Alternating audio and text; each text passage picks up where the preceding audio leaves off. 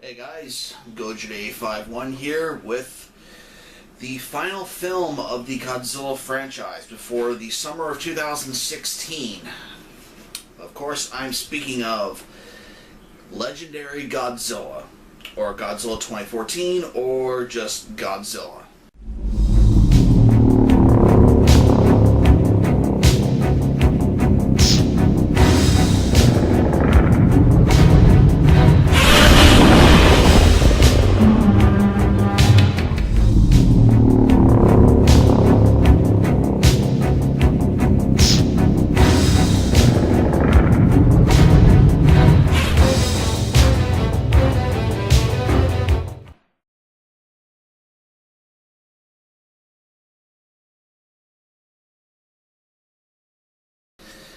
A film that I have mixed opinions on. We'll get to that at the end of the film, at the end of the review, but is this movie a great retelling or a great addition to the Godzilla franchise? Well, let's get right into it. As our film opens up with stock footage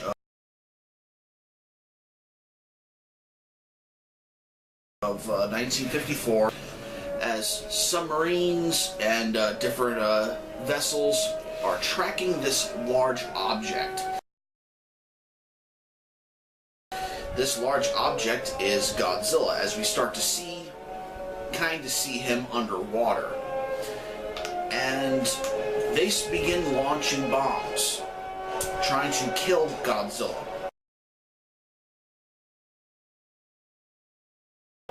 As the credits come up saying Godzilla. Cut to the Philippines in 1999, where we meet our famous doctor of the film. That's right, Dr. Serizawa. Just like in the original film, Gojira, followed by his partner in science. They are seeing a mining facility where there was a huge cave-in because they thought they struck uranium, but it wasn't, and they go in and search, and they find the massive bones of a legendary animal. One of our scientists believes that it is Godzilla, but it's not because, it's too old. As they see these two spores, the first one is open, as the other one is still intact. We then see a massive hole where there's a trail that leads out to sea. Cut to Janjira, Japan, at least a Janjira area where this nuclear power plant is. We meet another one of our main characters of this film. Meet his wife, and we meet his son. As it's his birthday, but he still has to go to work. He goes to work, and his wife works at the same nuclear power plant that he does, the Janjira nuclear power plant. He sees that there's these readings that kind of look like earthquakes, however, they seem to be more echo-ish in a way, so he wants her to go down and take a look at the reactor. As he goes upstairs to say hi to everyone, we start getting this pattern again, as the reactor starts to shake and there's actually a leak. And this leak is spreading as Joe tries to get down to his wife. Unfortunately, the spread is too far and he has to close emergency doors to hold her inside because she's too contaminated. Terrible scene that he has to go through. Cut to 9 years later, as our Ford Brody has grown up and he is now an EOD tech. Explosive Ordnance Disposal. And he's coming home to see his family. And he goes to see his wife, Ellie Brody, Brody. Giant monster. So just because this movie had a couple of Jaws references in it, but, you know, okay.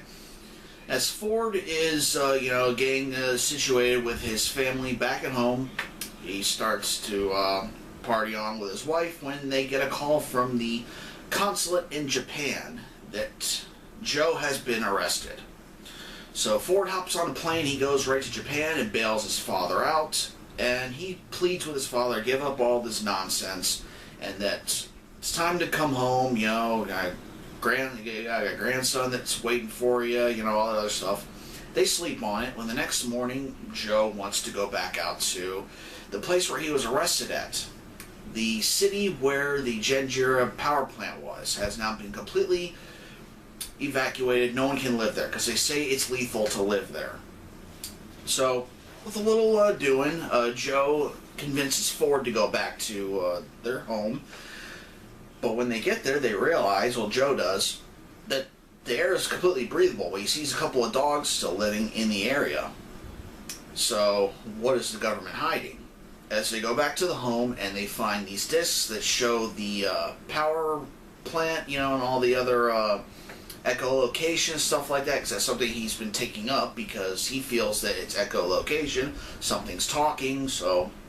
But they're apprehended by Japanese military, and for some reason they're brought to the nuclear power plant rather than thrown back in jail. As we see that Dr. Serizawa and his science team are there, and they are studying something. Originally, you think at the beginning of the film that it was Godzilla attacking this nuclear power plant.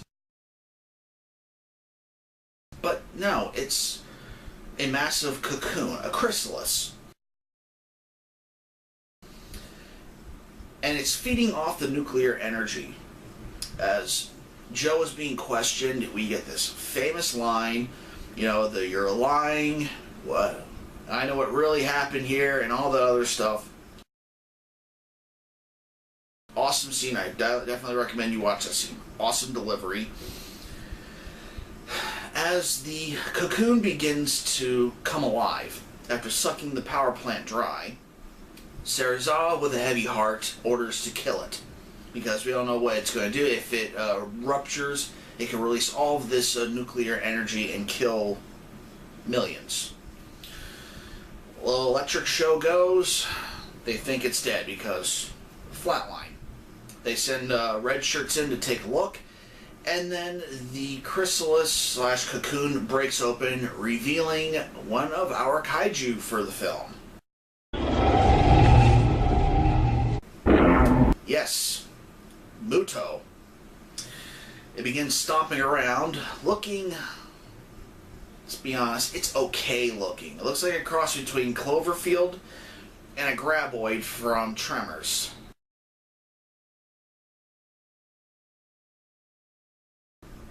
Yeah, it's okay, alright. But the unthinkable happens. Joe Brody is killed. Yeah, you heard me, Joe Brody is killed. The next morning, Ford is brought to the USS something, I forget what it's called, along with Dr. Serizawa and his science partner, and they're trying to go over what's really happened and about the Muto, and with echolocation, all that stuff.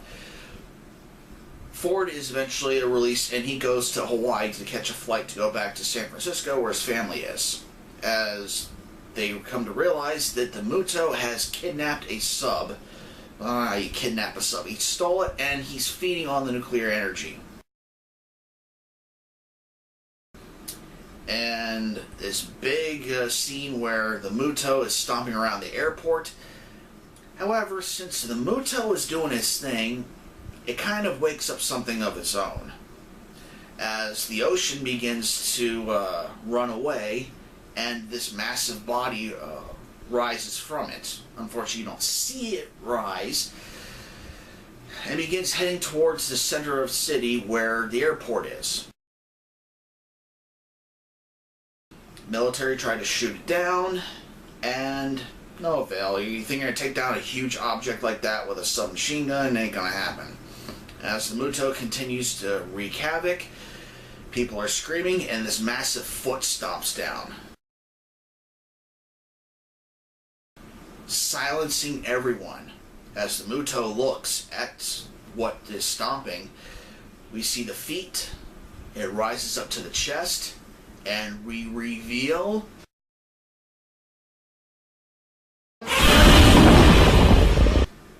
Godzilla for this film. And I must admit, the first time I saw this film, I had a problem during it, and I was not impressed with Godzilla. When I first saw this film, okay, but just as you think something impressive is going to happen, we cut away. That's right, we cut away to Ford's son watching TV, and that's it. We barely see Godzilla, and we see him go into the ocean, but it's all through shaky cam and through a TV.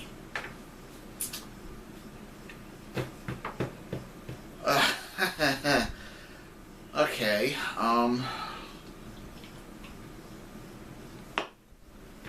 cut to the next morning.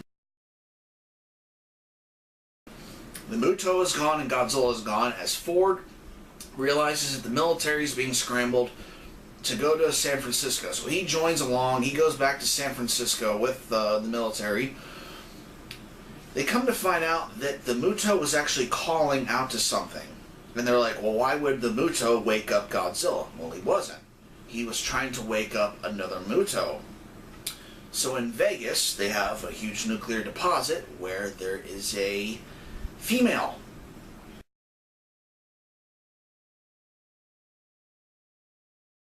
that's been feeding on nuclear energy for years and has grown to its full size. And she's one big mother. Stomping around Vegas, just wow.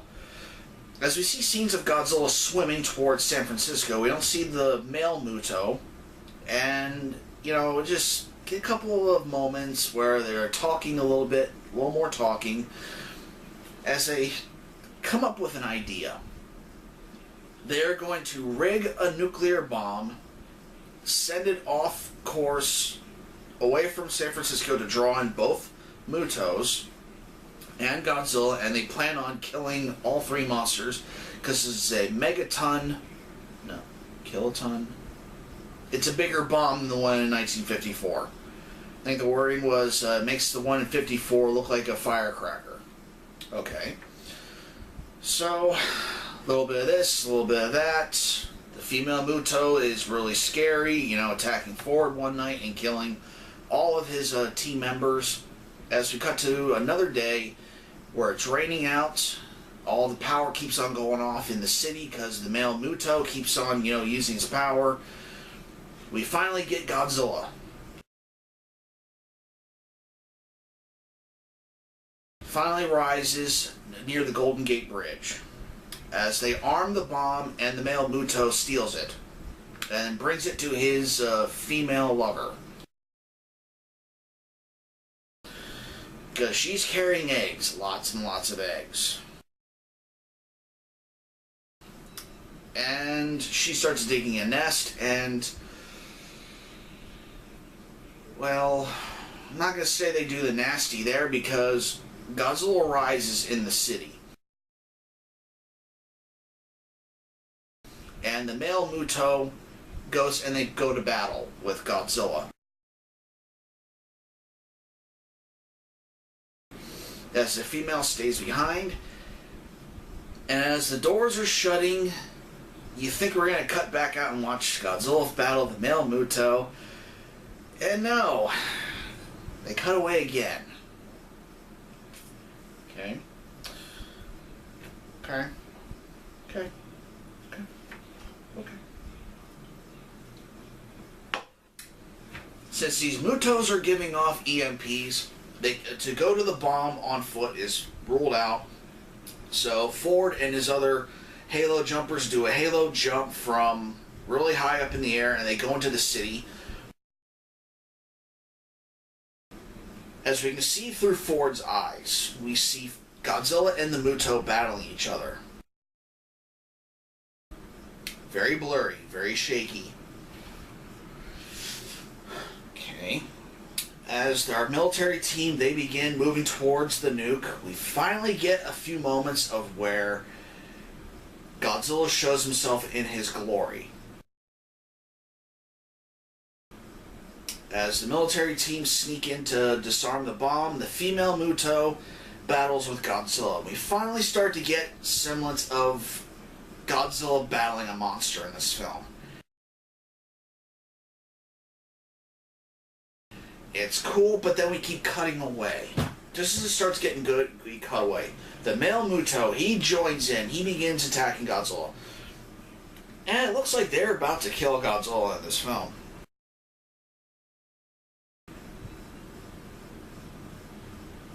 Okay, it's interesting.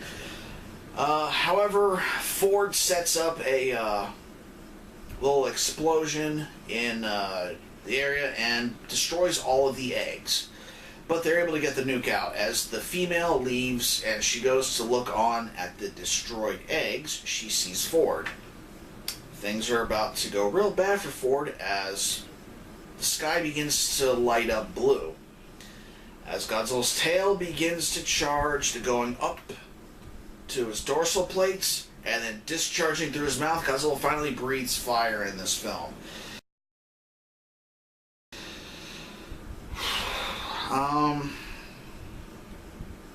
I wish it was a little better.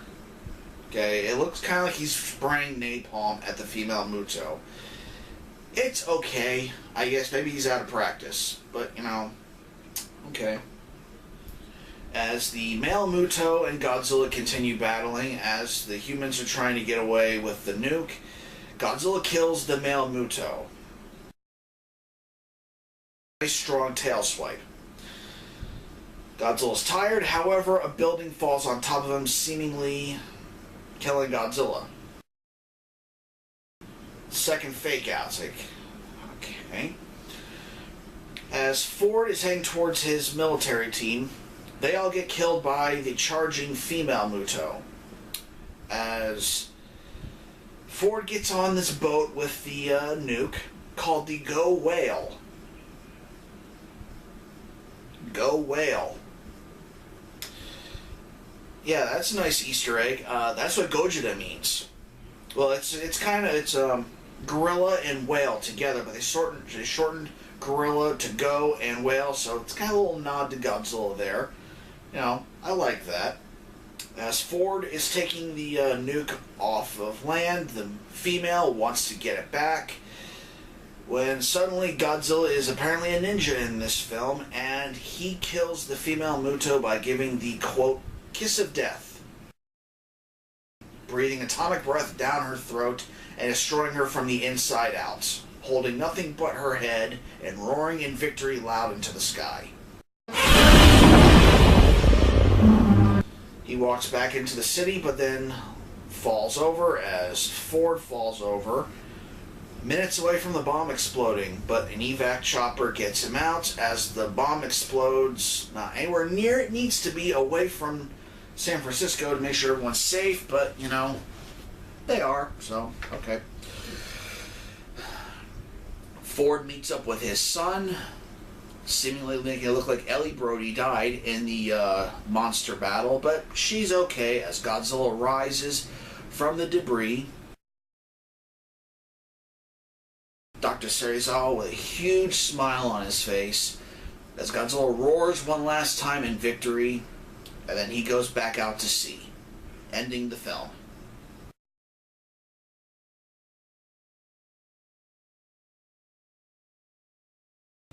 So, that was Godzilla 2014, or Godzilla Legendary, whatever you want to call it. What did I think about this movie? The first time I watched this movie, I'm going to be very honest with you, I hated this movie when I first watched it. That's right, I hated it. Why, you might be asking, why do I hate this film when I first watched it? Well, imagine you set up a certain kind of get-together with someone. And imagine it's a big special event. You do a lot of things for this other person, but then that person says that they can't go. Like, okay, fine. Maybe it's too early in the morning. Maybe they don't want to sit through 3D and also, because that's why I did the first time. I got the 3D version. By the way, the 3D sucked. There's like 2 scenes in the movie that the 3D actually worked. But anyway, maybe it was just my theater. Maybe you guys had a better fun time with it than I did. But yeah. My brother, who went to see it with me, went out to do something. And he saw this person's car in the parking lot. That immediately took the wind out of my sail, and I was just unable to be pleased the rest of the movie. I was frustrated, I was annoyed, and all the times it faked me out, I was ready to walk out. It's just upsetting. But then a good friend of mine, his name's Chaz, he asked me, so how was it? And I told him I hated it. He stopped the conversation right there, and we talked. He's like, you know what, I'm going to go see it on Saturday, which is the day after I saw it on Friday, the day it came out. And he said, I'm going to go see it, and you're coming with me. Like, okay. He didn't give me a choice. He's like, you're coming to go see it with me. It's like, okay. Went and saw it again, and I had a much better time the second time watching it. A lot of things are off my mind, and I found myself enjoying it a lot more on the second viewing. First time was a mess up. Okay, it shows what happens when people go see the movie, and the real world tends to, interact with you. So, enough of my babble. What is this movie to me? This is Godzilla. This is a good Godzilla film. Not great, because Gareth Edwards, he said whenever there was a monster scene, he wanted it to make it feel like someone was on the ground looking at it. He did this for every scene, and I didn't like that. I wanted those nice, long, pulled back shots to see Godzilla in all of his glory. I wanted to see what he and the dozens of animators and sculptists, all those people do. I wanted to see what they turned in. And there are several scenes in this movie where you think you're going to see that, but it immediately cuts away. And you can only see him in the dark, you can only see him in shadow, and that bothered me. However, after getting the film and watching the extensive making of the film and designing Godzilla, I can only say that the only thing I don't like about him is his feet. That's right, 2 years later, and there's still someone who doesn't like the feet. I just don't like the feet. Okay, yes, it makes more louder sounds. Yeah, it looks intimidating. But here's his feet from 1954. Okay, here are his feet in the movie.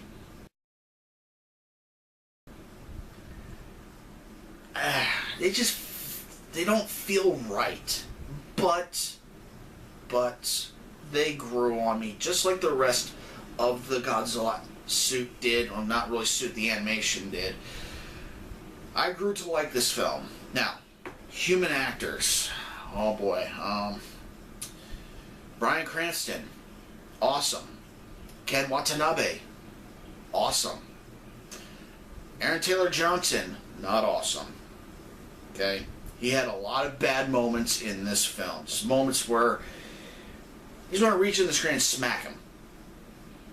Just metaphorically, not literally, just metaphorically. There are a couple of scenes where he does show a lot of great emotion. Like at the beginning of the film when he's with his family. Those scenes are nice. But when the rest of the movie, they kind of got this twig up his ass or something. I don't know what it is, but he always has like this look on his face. He always has like... He's like trying to look serious but look a little comical at the same... I don't know what he was trying to do, but, it was a mixed bag for him in this film. Elizabeth Olsen, I enjoyed her in this film. I thought she did really great. Caring about her child, all that stuff, all this stuff. She had a great sense of honor and a duty to her, as well as Aaron Taylor Johnson's character. Wanted to see the job through, wanted to make sure the bomb was set up correctly, having all the answers. Okay, I guess I can take some things back, but, some scenes he just... The story was interesting. I think this is a film that was trying to get Godzilla back on top of where he needs to be to build up to future films. And there's already a sequel planned in 2018, I think. Can't wait to see it. It's supposed to tie in with the Skull Island Kong reboot again. The big thing that I liked about the film as well is Monarch. Yes, kind of like the G-Force in its early stages, you know, studying Godzilla and just and other monsters. It was a cool idea, and I hope it spreads on. But most of all, I have grown to really like the 2014 design of Godzilla and the way how he moves, the way how he acts, his roar. Good stuff. I highly recommend this film. What do I give it as a grade? Oh.